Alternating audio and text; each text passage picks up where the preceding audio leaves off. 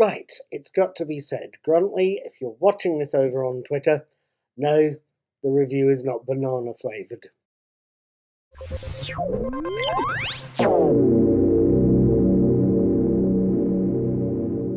Right then, hello, good evening, good morning, good afternoon, and welcome.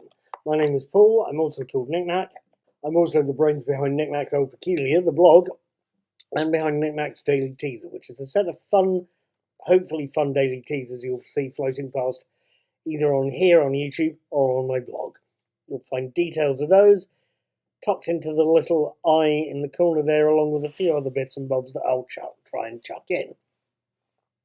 I also talk about movies I've watched, and I've not seen one for a while, so maybe I'm due a film at some point soon. And I also talk about TV shows I've watched.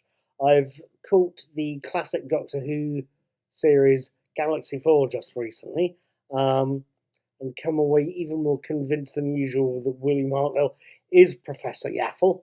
Google for it. I'm convinced that it's a deep shame that those lost episodes aren't going to be made anymore. That's a subject for another video. I also have been watching the 4th season of Star Trek Discovery, and I've come away, I'm 3 episodes in. I've caught the 3rd episode yesterday, Friday, and I wanted to tell you about it, but it's looking impressively good. Let's talk about episode 3. Episode 3, Choose to Live, opens with a brief summary of previous episodes, and then shifts to show us the crew of the USS Credence making a vital delivery of dilithium to an unnamed planet, only for armed raiders to arrive, kill the ship's first officer, and steal the dilithium. Back at Starfleet Command, Admiral Vance, Oded Fair, is leading a multi-purpose meeting, one that sees him, Federation President Relak, Sheila Holstel, Tarina of Navarre, Tara Roslin, Captain Burnham, Sonequa Martin Green, the main character of the series, and Captain Burnham's mother, Dr. Gabriel Burnham, Sonia Song, of the Kolat Melat.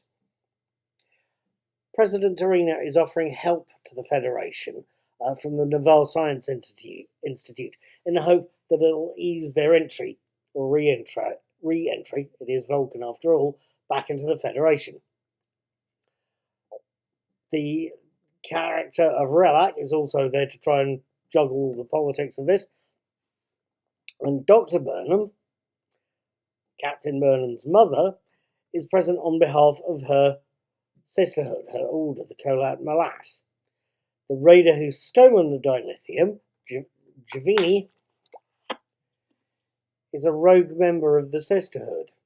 A rogue member of the Sisterhood who is quite prepared to kill to get what she wants and for her own self-assigned reasons. Captain Burnham and company have got a challenge. Now, Paul, I hear you ask, what did you think of Choose to Live? Was it good? Was it bad? Was it indifferent? Be frank, Paul, was it even banana flavoured? I think we can rule out the banana flavouring, and I know that Gruntley the Ogron over on Twitter may be a little disappointed about that, but there you go. It is not banana flavoured. On a more serious note, and about that title. Now, I thought that the episode would focus more on Book's healing. David Ajal is healing. He's done another scene-stealingly powerful performance, I should add. Possibly the best actual actor on the show, I think. Possibly. I don't know yet. I'll have to think about that. But that's one man's opinion. But given the title Choose to Live, and given that the past 2 episodes have seen a grief-stricken Book grieving for the destruction of his planet and the death of his brother and nephew, can he blame me for thinking that way? Yes, the episode does focus on that to an extent.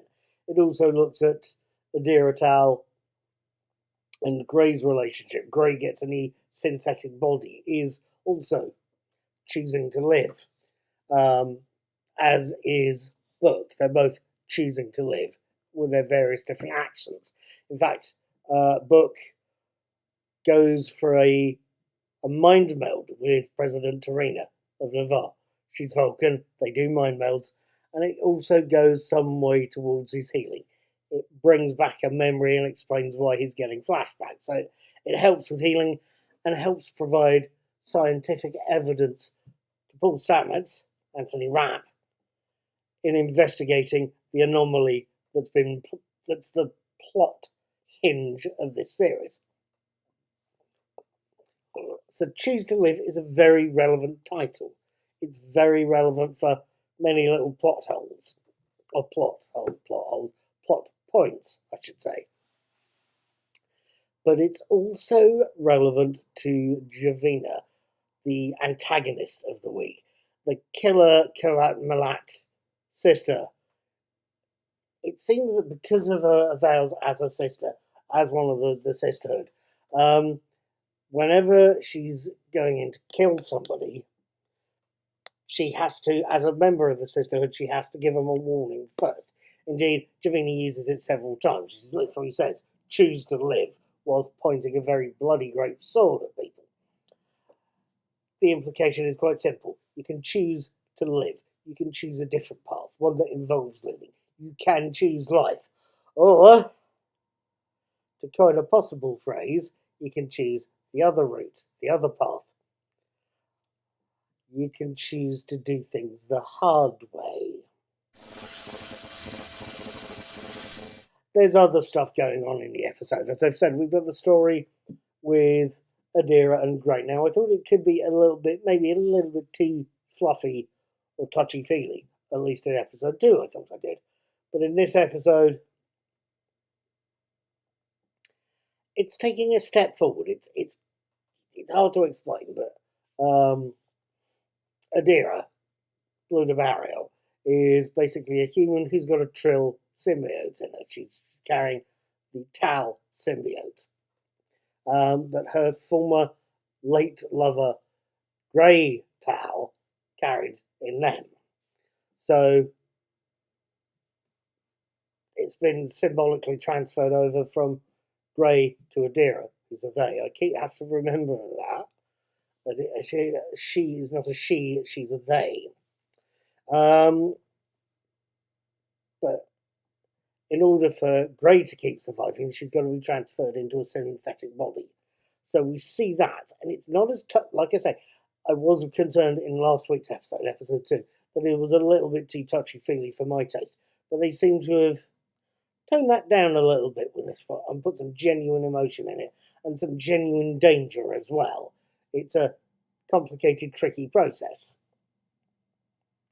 We also seem to have something of a subplot with Lieutenant, or Lieutenant, if you want the English pronunciation, Lieutenant Tilly. Mary Wiseman's character has grown over the past few seasons, grown from the somewhat enthusiastic but slightly bubble-headed space cadet of the first series to a mature young woman who's been promoted and having something of an identity crisis. I don't know where this is going. I get the impression she may be leaving partway through the season, but we'll have to see. At any rate, we've got, in Choose to Live, we have another very good episode. It's slightly beefier than episode 2, I think. I actually preferred it. Even though I feel David Ajala had much more to do in episode 2 than he did in episode 3.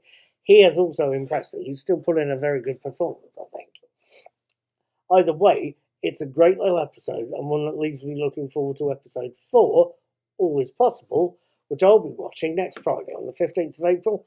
I'll have my written and video reviews up on the 16th of April. I will see you then. I'm leaving you with a 4-star score for this particular episode, and I'll see you next week.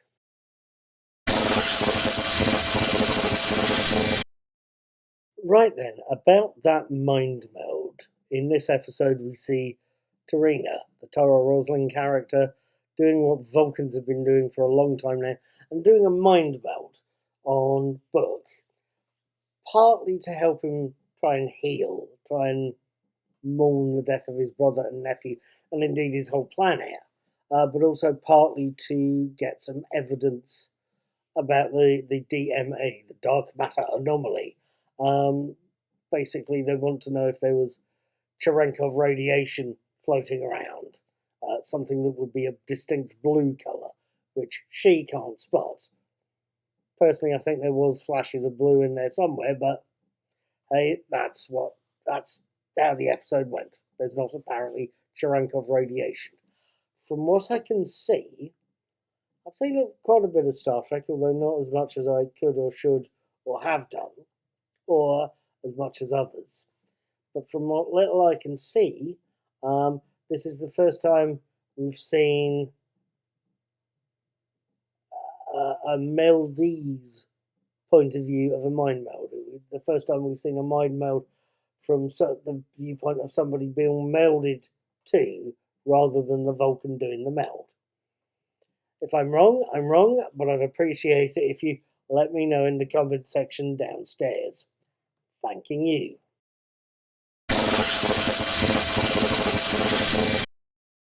Right, just as a final point, or postscript, whatever.